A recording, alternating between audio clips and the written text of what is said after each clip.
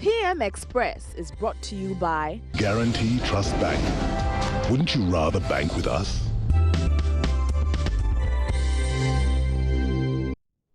Hello and welcome. And today we are talking about employees' rights, an issue which has been bedeviling Ghana for a long time. I mean, many years ago, I heard of a Malaysian who spat on his driver and slapped him, and he eventually left the country. And that was many years ago. But it has been one story or the other. But recently, a Ghanaian working for an Italian somewhere in Takoradi. Now, apparently, he was loitering with intent. So what his boss decided to do was to chain this poor soul to a container. Now, you don't even chain dogs anymore these days. However, this guy got chained. Now, this raised alarm, and indeed the unions in Takoradi and everybody got up and said, no, enough is enough. And therefore, the question of employees' right comes up. So I just want to find out, yes, the employee has rights, but what is the employer's rights? Whose rights supersedes who? If I give you 10 cedis an hour, I need 10 cedis, worth of production from you. If I'm not getting it, what do I do? This is a question of Togolese, Benin, Malians, who are all in here doing their masonry and their carpentry work. What is our work attitude and whose right comes first? We're talking about employees' rights. My name is Anan Sakwa. This is PM Express, and thanks to GT Bank, I come to you every evening. When I come back, the conversation begins. Don't move.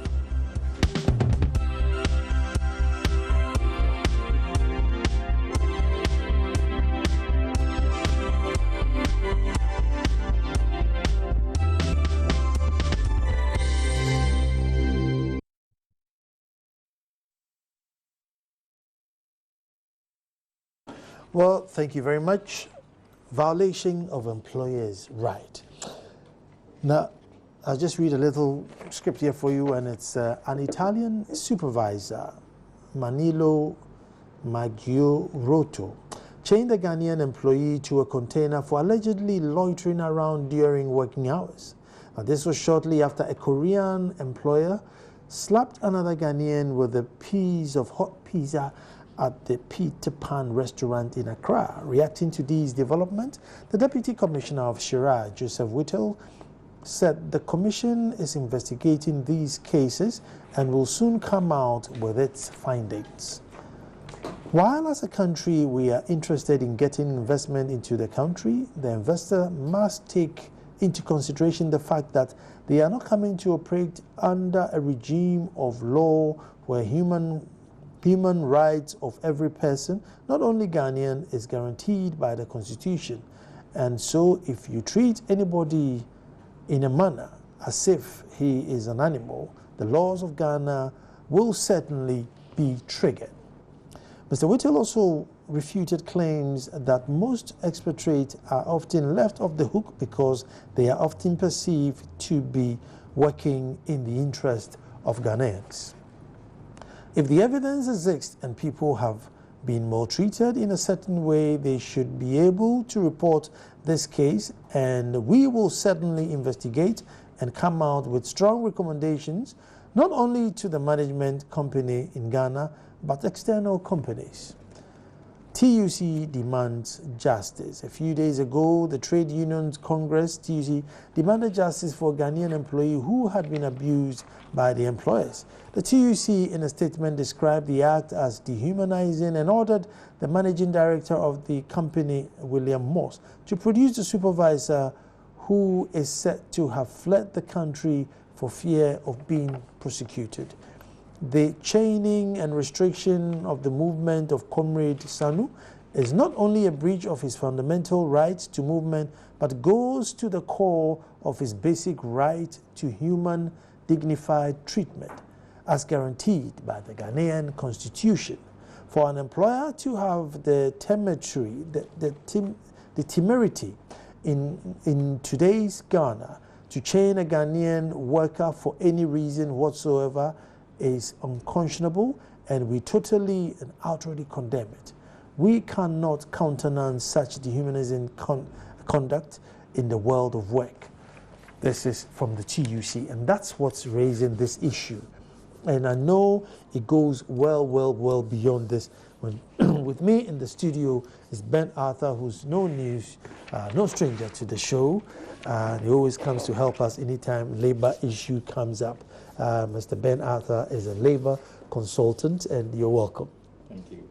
I'm also an ADR practitioner and a civil engineer. I don't want you to leave that one out. See, I'm sorry I left it out. ADR practitioner and a civil engineer. Yes, a practicing civil engineer. Wow. That's a combination and a half. That's right. That's a combination and a half. But very sad. Very sad. Is it because we value ourselves less than we should? Why would somebody come and chain you in your own country to a container under the blistering sun? Thank you very much, and let me say good evening to your viewers. It's a very critical first question that you have asked. And when you put it this way, I was asking myself, what are some of the root causes for some of these occurrences? Before I go ahead to answer your question, let me remind us that it is not only with the foreign expatriates treating us this way. When it comes to non-standard works, such as domestic workers, there's also a lot of more treatment going on, especially being meted out to workers, domestic workers, by their employers. So we need to take notice of that. Okay. But in Ghana, at the core of this is the way we have not been able to enforce certain investment laws. And the first thing to mention is the GIPC. GIPC is Ghana Investment Promotion Center Act 2013. That is Act 865. We are talking about a firm that had happened to give opportunity to this Italian to do what all of us are not happy with. I'm referring to Gateway Logistics Limited. First of all, under the GIPC Act, it is an expatriate, it's an enterprise with foreign participation.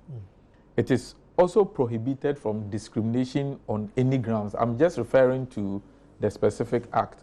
Under Section 30, subsections A and C, there are also investors who are not allowed to employ workers and to have an atmosphere other than the industrial relations atmosphere that we have in Ghana. Under Section 34, subsection 1 of the same act, they are also enjoined to abide by all applicable laws in Ghana. So what it means is that though it's an enterprise with expatriate participation, they are not exempted from our laws.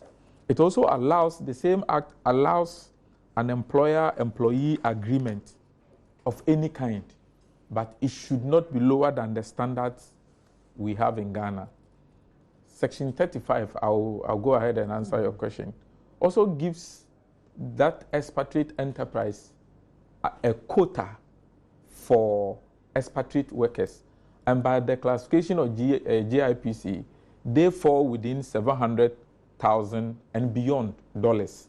So what it means is that they have an automatic quota of 4 expatriates. Now the question is, why do we have a clause such as 34.3a that allows some of these enterprises or firms to hire any person from any nation to occupy management positions for purposes of investment and business activities?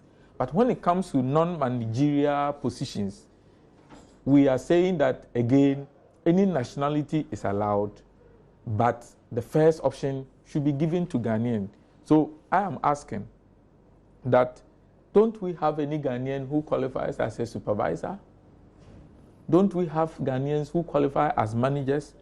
Don't we trust ourselves? Sorry for asking some of your questions. Of course. Aren't Ghanaians competent enough to handle managerial positions?